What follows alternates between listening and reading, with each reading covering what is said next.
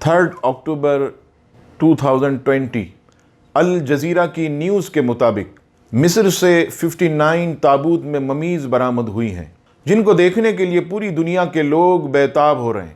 اور اب ان ممیز کو تابوت سے نکال کر شیشے کے جار میں رکھا جائے گا اور پھر اس کی نمائش کی جائے گی۔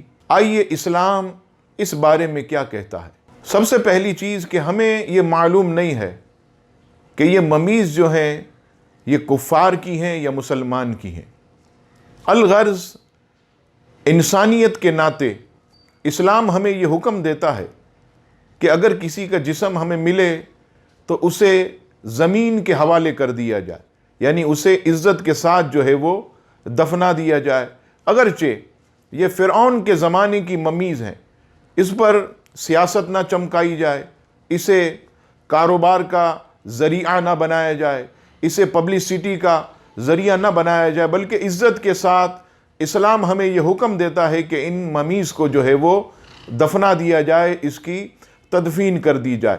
اور جہاں تک مسلمان میت کا تعلق ہے تو مصنف ابن ابی شیبہ کتاب الجنائز والیوم 3 پیج نمبر 245 پر حضرت سیدنا عبداللہ ابن مسعود رضی اللہ تعالیٰ عنہ کا ارشاد، آپ فرماتے ہیں کہ مسلمان کو موت کے بعد تکلیف دینا اسے زندگی میں تکلیف دینے کی طرح ہے۔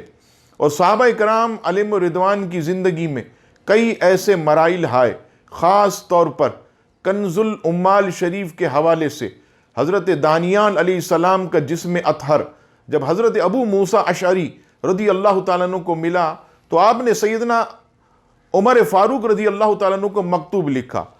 حضرت امیر المومنین فاروق اعظم نے اسے انبیاء کرام علیہ السلام کی طرح عزت اور توقیر کے ساتھ دفن کرنے کا حکم ارشاد فرمایا۔ تو برائے مہربانی ان پر سیاست نہ کی جائے، نہ ہی اسے کاروبار کا ذریعہ بنایا جائے، انسانیت کے ناطے اسے عزت سے دفنا دیا جائے۔